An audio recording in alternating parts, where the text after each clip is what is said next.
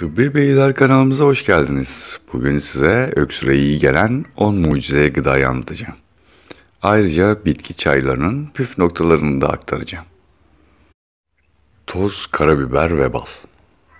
Yürütülen birçok çalışmada bağışıklık sistemini güçlendirici, kanser karşıtı, yangı ve spazmları iyileştirici etkileri ortaya konulan toz karabiberin öksürüğe karşı meyvesini demleyerek gargara yapabilirsiniz.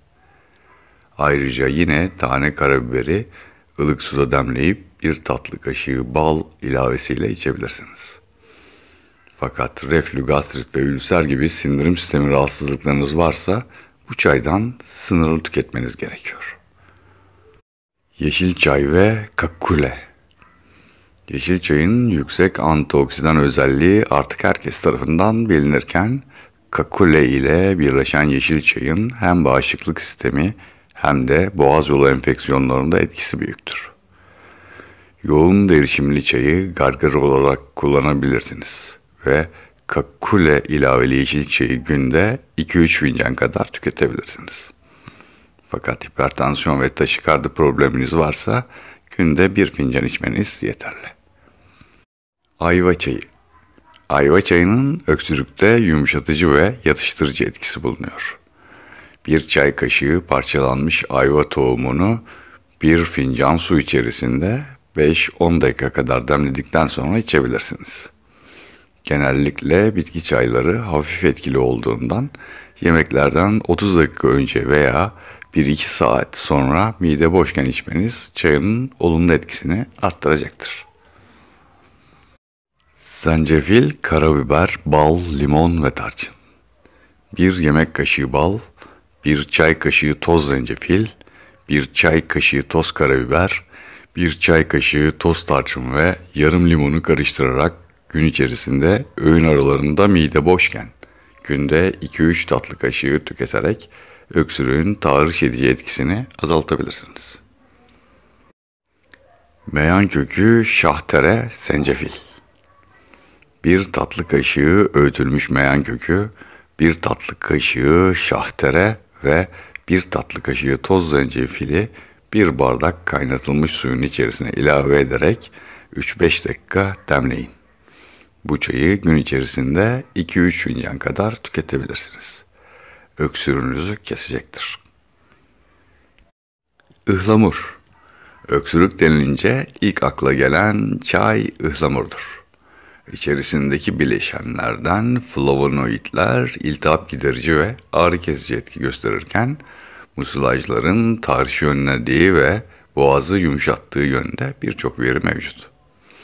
Bu nedenle öksürüğe karşı 2-3 bardak çay içebilirsiniz. Tedaviye yönelik kullanılan ıhlamur çayına şeker ilave etmeyin. Şeker çaydaki etkili bileşenlere reaksiyona girerek etkisini azaltabiliyor. Bal ilavesini ise 40 derecenin altındaki sıcaklıklarda yapmak gerekir.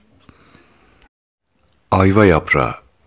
Ayva meyvesi ve yaprakları yıllardan beri öksürük tedavisinde kullanılmıştır. İçerisindeki bileşenlerin boğaz yolu enfeksiyonlarında etkili ve boğazı yumuşatıcı etkisi bulunuyor. Bitkilerin çiçek ve yaprak kısımlarını demleyerek içebilirsiniz. Tedavi amacıyla içiyorsanız şeker ilave etmiyorsunuz yine. Kuru ayva yapraklarını 10-15 dakika, taze ayva yapraklarını ise 3-5 dakika demleyerek günde 2 fincan tüketebilirsiniz. Ekinezya çayı. Ekinezya bitkisinin ağırlıklı olarak soğuk algınlığı, nezle, grip gibi rahatsızlıklardan korunmada kullanımı öneriliyor. Yapılan çalışmalar, ekinezya'nın boğaz ve akciğerdeki iltihabın yol açtığı hasarı engellediğini gösteriyor. Demlenerek ve içerisine bir tatlı kaşığı bal ilavesiyle günde 2 fincan tüketmeniz yeterli. Ayva, bal ve ıhlamur. Bu karışımdan elde edilen çay öksürüğe karşı oluşturulabilecek en muhteşem karışımlardan biri. Ayva, bal ve ıhlamurdan oluşan çay boğazları yumuşatıyor ve iyileşme sağlıyor. Günde 3 fincan tüketebilirsiniz. Zencefil, bal ve karanfil. Karanfilin içerisindeki uçucu bileşenler ağız ve boğaz yolu iltihaplarında, Bakteri ve virüslerin yol açtığı enfeksiyonlarda antiseptik ve ağrı hissini azaltıcı etkiye sahip. Zencefilin içerisindeki bazı bileşenlerde iltihap giderici etkisi düşünüldüğünde bir yemek kaşığı bal, bir çay kaşığı kadar toz zencefil ve bir çay kaşığı kadar karanfil ile karıştırılarak kür halinde içebilirsiniz. Arzu ederseniz bu karışıma limon da eklenebilir ve günde 1-2 tatlı kaşığı tüketebilirsiniz. Gelelim bitki çayları hakkında püf noktalarına.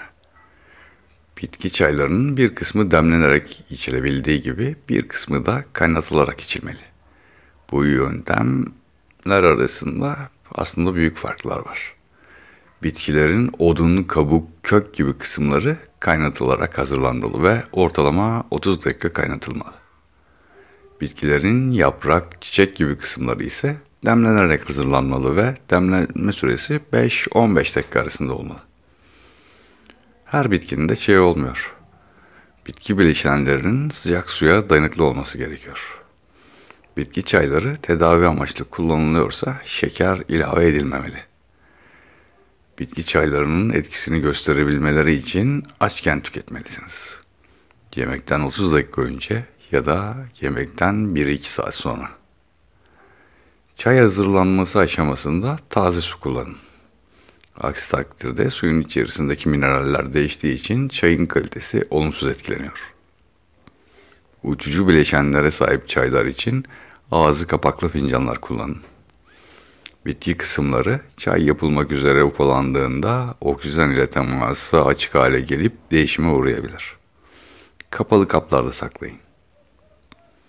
Sonuna kadar dinlediğiniz için teşekkür ederim. Videoları beğenip abone olmayı unutmayın. Sağlıklı ve huzurlu günler dilerim.